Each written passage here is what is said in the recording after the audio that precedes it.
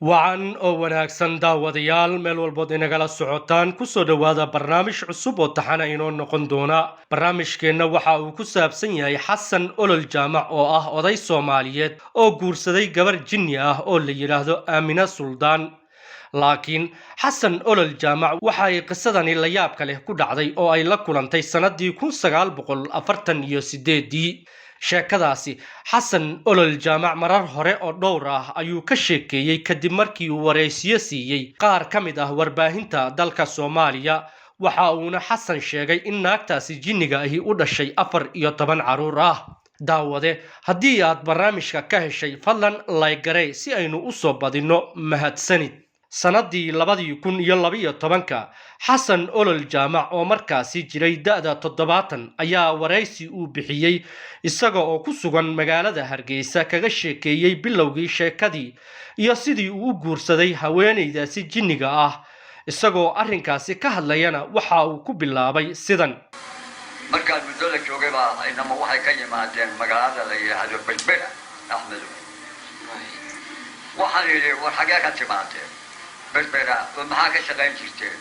maraakiibta xoolaana dejisa xoolaana qaada oo xagee la maraa ama dooyaha la raacaa la yidhi ama waxaan joogay magaalada Xiis kadib wiilal ayaa ka yimid magaalada Berbera markaasi ayaan ku idhay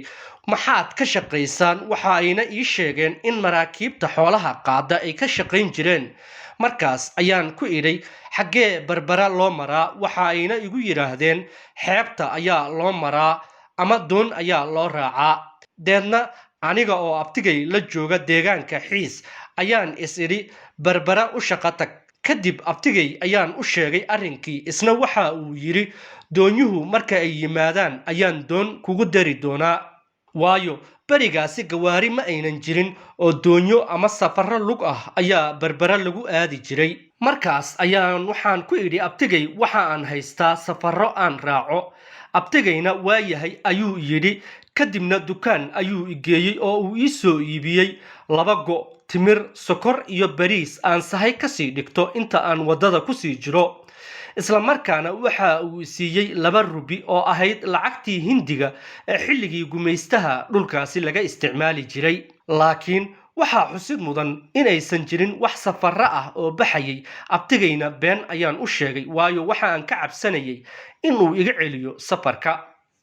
habeenkii oo dhan ayaan waaga ilaalinayay inta aan sahaydii madaxa dhigtay kadib markii daakiradii salaadii subax lagu dhuftay ayaan albaabkii iska furay aniga oo abtigay ka dhuumanaya waana soo dhaqaaqay waxaana soo qaaday wadadii xeebta ahayd ee dhinaca Berbera u soo baxaysay waaga nin dhalinyaro ah oo 2 lugood ku ordo oo iga dheereeya ma uusan jirin sidaa darteed marna waan ordayay marna waan tallaabsanayay deedna goor ay maqribkii tahay ayaan arkay gabadh badda ku qabaysanaysa oo dharkeeda iyo alaabtii kaleeta ay bannaanka u taalo markaas ayaan isri qood iyo xero gabar quruxdaas leh cidladaasna joogta miyaad daynaysaa beerka kaga dhac dabaashana xariif ayaan ku ahaa oo tuulada Xiis ayaan ku bartay kadib dharkii iyo sahaydii ayaan dhigtay oo dabadeed aan u ruqaansaday dhankii badda kadibna baddii ayaan gudaha u galay markaasna labadeedii lugood dhexdooda ayaan ka soo baxay intii aan mud biyihii ka siiyey ayaan iyadii shax ku siiyey deedna markii aan biyihii ku saydhay ayay igu tidhi wardee badda ku dabaalo oo iga durug maxaad hoosta iga soo gelaysaa aniguna aan ku idhi aynu wada dabaalanno waxa ay igu jawaabtay waxba wada dabaalan mayne badda way weyn tahay dhinacaaga kaga dabaalo kadib intii aan isrogay ayaan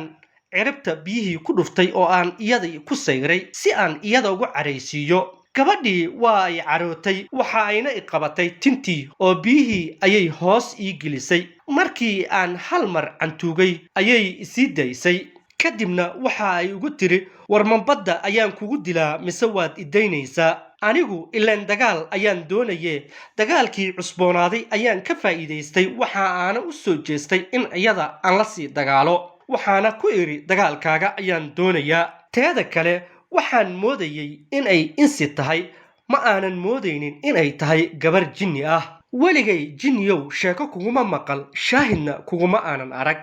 gabadhaasi mar kale ayay haddana baddii iquusisay laakiin markii aan biyihii hal mar cantuugay ayay haddana isii daysay deedna waxa aan isiri naagtan badda kaga adkaan mayside beriga u tag oo halkaasi ku sug intii aan go'aygii giijistay welina gaabsaday ayaan go'ii kale ee tuurta ii saarnaa dhexda ku xirtay ushaydii garuunka ahaydna labada gacnood isugu geeyey oo aan dagaal u diyaara garoobay kuna sugay bannaanka inta ay ka imaanaysay gabadhaasi in cabbaar ah kadib markii ay baddii ka soo baxday ayaa iyada oo aanan kala jeclayn inaan dad ahay iyo inaan duunyo ahay oo laafyoonaysa biyihii timaheeda ka daadanayana shaxshaxda ka siinaysa ayay iskay soo agtaagtay markaas ayaan ku idhi naa maxaad badda igu baktiisiinaysay aniga oo isleh inta aynan maryaha xiran oo ay qaawan tahay beerka kaga dhac laakiin waxa ay igu tiri iminkaba waan kaaga raynayaa halkan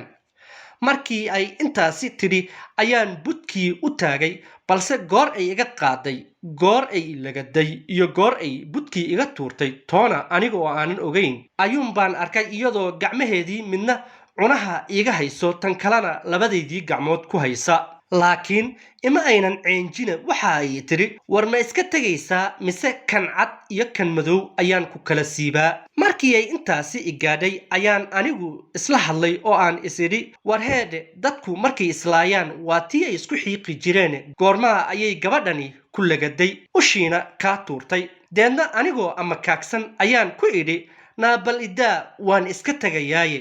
markaas ayay isii daysay kadibna waan iska dhaqaaqay balse markii aan in cabbaar ah sii socday oo aan dib soo eegay ayaa waxaan arkay gabadhii oo labisatay balse soo jeesadkii aan soo jeestay ayaanba waxa aan arkay iyada oo i ag taagan kadibna waxaan is idhi war adiga oo dadka u dheereeya kuma aysan soo gaadhine mid kale miyaa meelahan ku aasnayd dhinacii kale ayaan eegay balse wax joogay ma aynan jirin aniga oo yaaban markii aan 3 goor tallaabsaday ayay gacanteeda garabka iga saartay oo ay igu tiri ina adeer xaggee baad u socotaa ileen nin caraysan oo ay ka adkaatay ayaan ahaye gacanteedii ayaan iska tuuray kadibna intii ay hor istaagtay ayay i tiri war dadku waana isdilaa waana heshiiyaaye xaggee baad ku socotaa markaas ayaa aniga oo dudaya ku idhi waxaan ku socdaa Berbera markaas ayay igu tiri caruur cayntaa ba'day oo Berbera intee baad ku gaaraysaa markaas ayaan ku idhi caawa ama habeen dambe waan gaarayaa deedna waxa ay igu tiri 10 cisho kuma gaaraysid ee waxaad yeeshaa reerkayga oo halkan yaala caawa ku sii hoyo oo halkaas raashinkaaga iyo sahaydaada ku sii karso kadibna marka aad nasato meeshii aad ku socotay sii qabo waan ogolaaday sheekadii ay ii soo jeedisay oo waxaan ku idhi waa yahay ina mari laakiin waxaan ogaaday guyaal kadib in aabbaheed horay ugu yiri aroortii jinni iyo insi wixii aad hesho soo kaxayso sidaas ayayna u rabtay inaan ugu raaco xaafadooda daawadayaal intaan waxaynu ku soo koobaynaa qaybtii koobaad ee sheekadii ninkii odaga ahaa ee xasan olol tan iyo intaynu ku kulmayno qaybta labaad waa anigoo inkaga tegaya wasalaamu calaykum waraxmatullaahi wabarakaatu